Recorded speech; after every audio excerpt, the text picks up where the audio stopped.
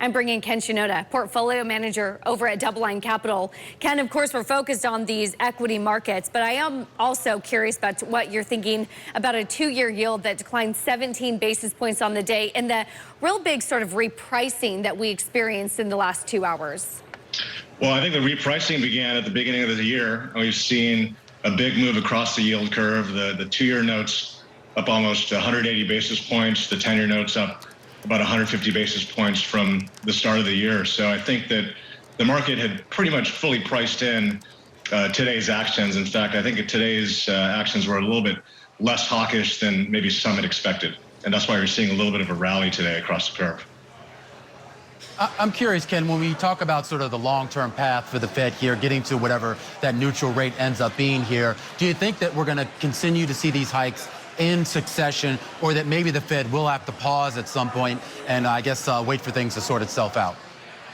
I think they're set on doing another 2 50 basis point rate hikes. The market's pricing in another 8 hikes. And then there's a couple-month break, which gives them some time to wait and get some more data. So I think 250s are kind of in the bag right now, and then it's wait-and-see mode. It gives them some optionality.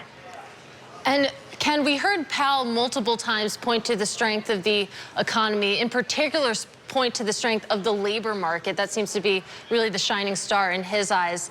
Still, I mean, if we think about the past few weeks, we've heard so many high-profile recession warnings when you look out to 2022, 2024. Where do you fall on that debate? And I meant 2023. It's been a long day. Sure, no problem.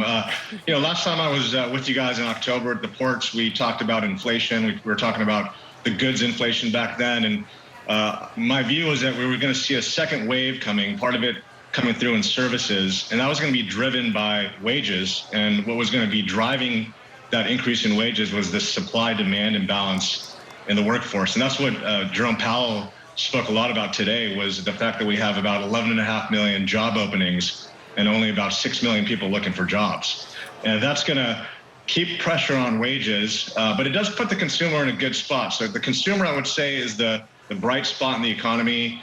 They have elevated savings rate.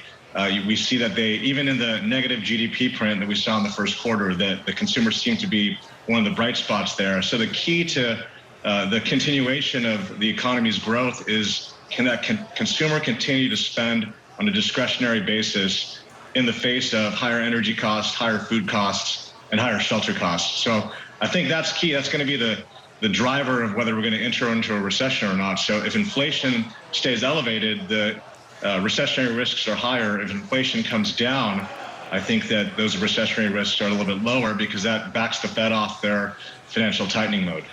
Did you hear anything new today when it comes to the balance sheet reduction that would change the way you're thinking about treasuries and then, of course, MBS? Yeah, the treasury part of the balance sheet unwind was pretty down the middle of the fairway. They have more than enough T-bills to cover any shortfall relative to the cap targets that they have. On the MBS side, once they get to that $95 billion cap, that implies about $35 billion of MBS a month. At the current turnover rate, meaning at the speed that people probably prepay their mortgages and pay down principal, there's definitely a deficit of about $15 billion of MBS, but they didn't mention it at all. So what I was looking at from the MBS side was if there was any mention of the need to sell MBS sooner. But I think they're taking this slow path that, as far as the balance sheet's concerned. They came out, they said they would start unwinding it, and then they'll wait and see what happens with the inflation data. Yeah, it'll be interesting to see what happens with kind of the reverberations from that into the housing market. Ken, I am curious here about bonds, just basically on a nominal basis here, whether the yield environment right now has made them more attractive. They're absolutely way more attractive than they were 3 months ago, 6 months ago, 9 months ago. I mean, rates have made a huge move here. We're seeing nominal yields across the risk-free curve, the Treasury curve, at the highest since 2018 hiking cycle. 10-year Treasuries got to about 325. The 2-year got to 3%. I mean, we're almost there. We're like 25 basis points away. And spreads have also widened a little bit with this volatility. So you're seeing all-in nominal yields that we haven't seen in quite some time. Just investment-grade corporate bonds, as an example, yield around 4.25 today, probably.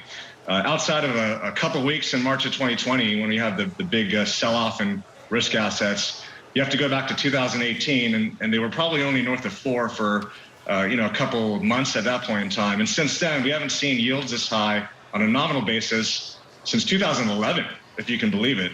And so yields definitely look way more attractive for investors. The problem is that headline CPI is so high that relative to headline CPI, you're still talking about real negative yields. So I think that's kept some of the investors out of the market for now. They're waiting for headline inflation to come down.